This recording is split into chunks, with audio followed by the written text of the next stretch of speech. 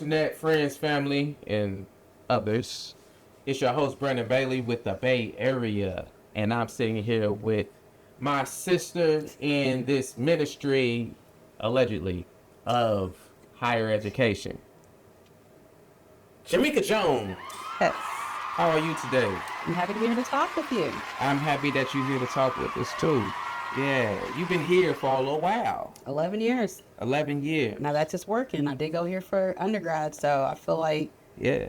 at this point I've been here my whole life. I literally was born at UofL Hospital, so again, I feel like I've been a part of UofL's community literally Yeah. since birth. Yeah, you're going to have a statue in a few years. I don't know about all that. Yeah. Won't take too much long to build, I'm so short. Well, hey, you know, where there's a will, there's a way. Short statues matter too. Yes, it does. Yeah. So, Miss Jamieca Jones, tell us about you. Where are you from? Where you from? Where's your family from? How'd you end up at UofL? So, born and raised here, Louisville, Kentucky, went to Doss High School. That's always a question you ask around here, what high school you went to. Yeah. Family, so actually my mom was born in Japan, Okinawa specifically. Family was in the military, so that's how she ended up to the stateside.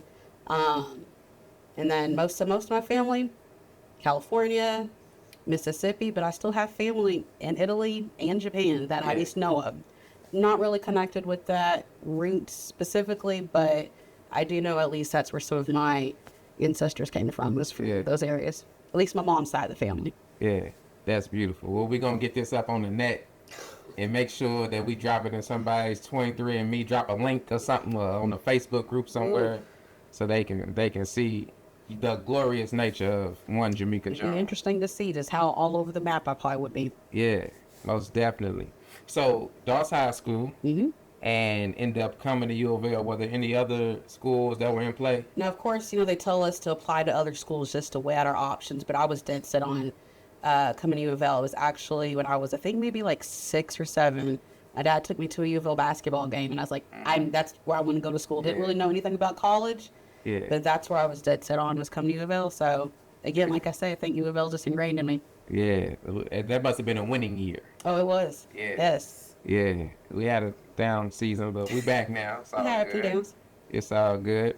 So, came here for undergrad, right? What did you study? So, started off majoring in psychology because I was always giving people advice. I might as well learn how to get paid to do it. Yeah.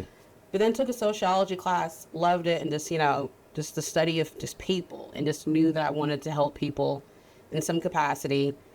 Probably junior year, realized a lot of my classes I were taking was cross-listed with women and gender studies, so added a minor. So ended up double majoring and minoring in undergrad, and then took that love and passion of wanting to help people, but still gender equity lens. Worked on 2 masters at the same time, one in social work here at UofL, and also women, gender, and sexuality studies, because I always like to go the hard route. Yeah. Yeah. Hey, great things happen when we do hard things. Yes, right? it is. So, talk to me a little bit about transitioning from the student life to your professional life. So that, I would say, was a little challenging, because when I first started working here, I was 24. I wasn't even old enough to be an advisor to any of the student groups I now advise. Wow. And I was actually friends with some of the people I was advising or assisting as an employee. So, of course, there was always those boundaries of like, okay, Jamieca outside of work, this is Jamieca at work. I would say, switching from a student to an employee, I still was able to have, and I still kind of, not always as much now, but I feel like I had that student perspective whenever I was trying to support students, but then having a broader scope of like what's happening behind the scenes as a staff that most students aren't privy to see. Yeah. So, you started, you were 24? Mm-hmm. Okay. We ain't gonna do no detail work. I'm 35. I'm happy. I'm 35. Okay, 35. So then, in the 11 years since, what's your title now? So, started off as a program coordinator, and for the Women's Center, and I'm now the interim director for the Women's Center, and then the director of success coaching for the Center for Belonging, Access, and Engagement, Center for Bae. Yeah, Center for Bae. So journey. Yes. Yeah. Long journey. Long journey, long deserved. Thank you. Title, right? You've been doing great work for a lot of years, before COVID, during COVID, Yes. after, right? That was a time. Indeed. Yeah, yeah. Formerly in the building next to the other side of Ekstrom Library. Yeah, we was in, which apparently it's a thing with a lot of women's centers across the country. We was in the basement. Well, first we started in the basement of Gardner Hall before I was even there. Then the basement of the administrative annex. Then ended up being with you all in Strickler, and then our permanent home here at the Center for Bae. Yeah, yeah. Women in the basement. Crazy. Ain't it? Crazy work, right? So thank you for all that you have done personally and with the Women's Center as a collective and all of your teammates and staff members you work with over the years. Talk to us about some of the calling cards of the Women's Center, some of those great pieces that students latch on to from year to year. Well, I think obviously the biggest way students that have gotten involved with our office have been the student groups advised under our office. And so we have like Women for Women Student Board. We used to have the American Association of University Women, but the students decided, just kind of want to reshift focuses to the other groups. And honestly, there wasn't as much support nationally like the other groups had. Yeah. But then we have our Student Parent Association supporting our students who are also parents. And then our newest group, which is the only student chapter in the country, is United Nations Association Women. And so I would say, I've seen the greatest impact, especially with students who felt like, I don't have the leadership skills, I don't have the skill set, being very shy, and then just overall, by the time they graduate, just the skills and leaders they become. That's probably my proudest moments, is just seeing the overall growth of students, whether it's mainly involved with our student organizations or even those that may engage in the programs that we've had over the years. So you mentioned UNA, right? Is that the organization where y'all send young ladies to New York City to the United Nations? Well, when budgets are nice, we have had sent some students to the United Nations for the Commission on the Status of Women for a week. I've been able to attend before, and I mean, for me personally, that was probably one of the most impactful experiences I got to have, thanks to the Women's Center being able to send me. I mean, meeting people from countries you would never imagine, and just there were so many women from all these African countries and wearing their traditional attire and calling me sister, and I'm like, it was just a very unifying experience. I feel like we don't get to have many of those spaces today. Yeah, definitely. Speaking of young, phenomenal women from the continent, you had a student a few years ago involved with the Women's Center, involved with UNA. Yes. Nyara Wakaba. Yes. Soon graduating law school. Good. It's a lot of weirdos out there. I don't want to say the name, but it's a big deal school. Yeah. Right. She was also a Fulbright scholar. Yeah. Not surprising. And we shared her for a little bit when I was in a former role, and she had nothing but great things to say about the Women's Center. Was always very excited to be working with you all. So I want to give you both your flowers right there. Appreciate it.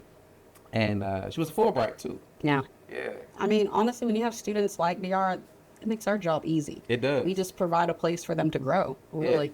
So no, she made it easy. Very easy. Yeah. So, switching gears, coming to the present time, talk to us about the Wonderland you got going on in a couple of months. So, many people don't realize a lot of our students have many other titles, such as being parents. Some of them are single parents. Some people may have support, some may not. And I know a lot of people always just go straight to mother, but we have fathers, grandparents, general caregivers. And so something that we actually really vamped up this year and started was our Student Parent Support Network in collaboration with our student organization, the Student Parent Association. We wanted to provide community building, just overall support and resources. And so one of my favorite programs is our Winter Wonderland program, where majority of it's our faculty and staff who donate gifts to the children of our student parents. And last year, we had 46 children of our student parents that were supported. Yeah. And, they come and they get these gifts and they're just so grateful. And, times are a little hard in the economy these days. So all the help is so appreciative just to see our campus community come together and support our students. Yeah. So women ain't in the basement. If you're an institution, they got the Women's Center in the basement, you need to put them up in the high rise somewhere.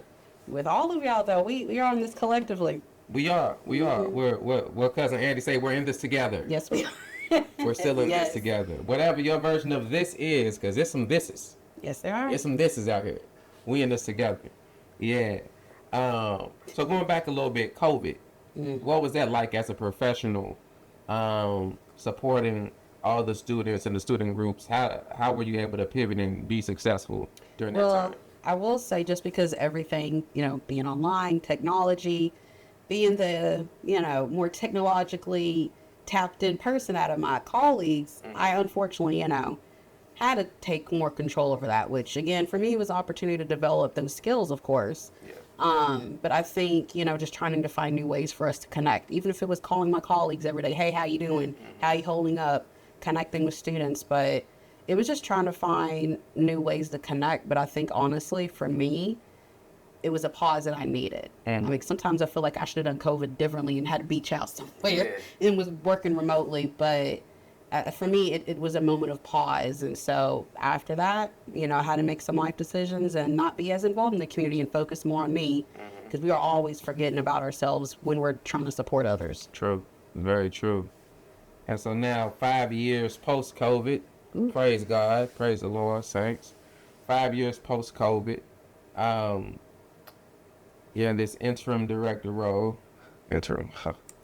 Right. What is that now? That's interim, especially at UofL.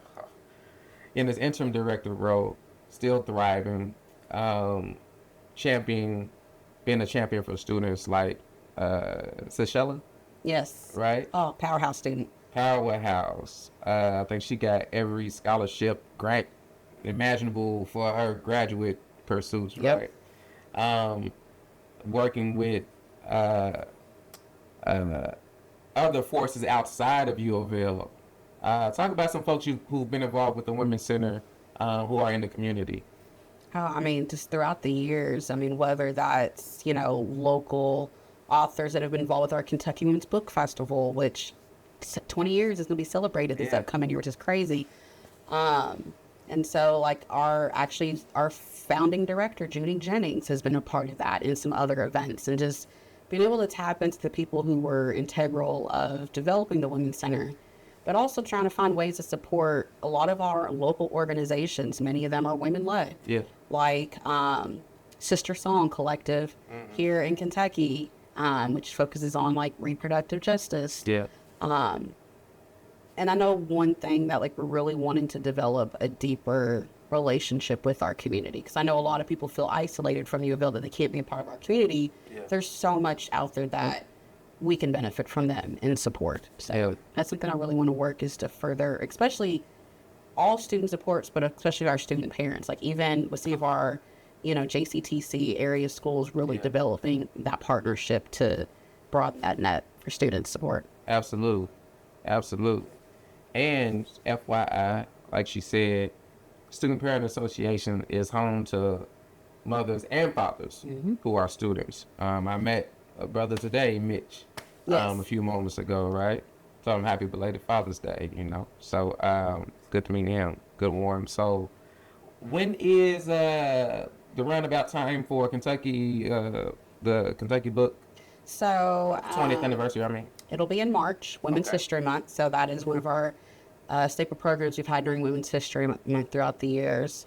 So definitely stay tuned for that. Yeah. How to get involved with it as well, especially for the 20th anniversary. yeah. I'm excited for it. 20 is a big deal. I'm also nervous because, yes, the planning is always fun. Yeah, yeah. But we got a great supportive folks here on campus with it. Yeah, we got your back. I know. We got your back for sure.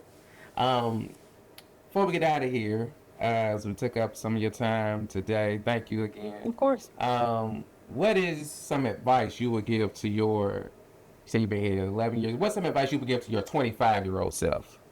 Oh, good gosh. What would I give? Personal, professionally, kind of a combination. Don't be too hard on yourself. I've always been a perfectionist. And because of that, sometimes I don't have those moments of pause and reflection like I should. And so, again, like I shared earlier, like in a lot of my leadership roles, I decided to take a step back because I need to kind of refocus, rejuvenate. What is my focus that I want to have now? There's so many issues and things that we want to activate and solve and change and do all these things with. But for me, I was forgetting to take care of myself. Like, so I've been traveling, I've been going to concerts and, just really just having a moment for myself, because I've literally been in school since like kindergarten. Right. And had no breaks. And so that has been beneficial. I've always been an introvert, believe it or not. I will always be an introvert at heart, shy. I feel like you can observe people better that way. Yeah. But just, I've been really enjoying connecting and learning from people, because you'd be surprised, just the people that we work with here at UofL, the lives that they have outside of their roles and how impactful that could be. And yeah, just, keep doing what we're doing every day, as hard as it's going to be and how hard it's going to continue being. I mean, what's kept me here for 11 years has been the students and out of my office. So. Yeah, I made you with a couple of quick hitters. Okay.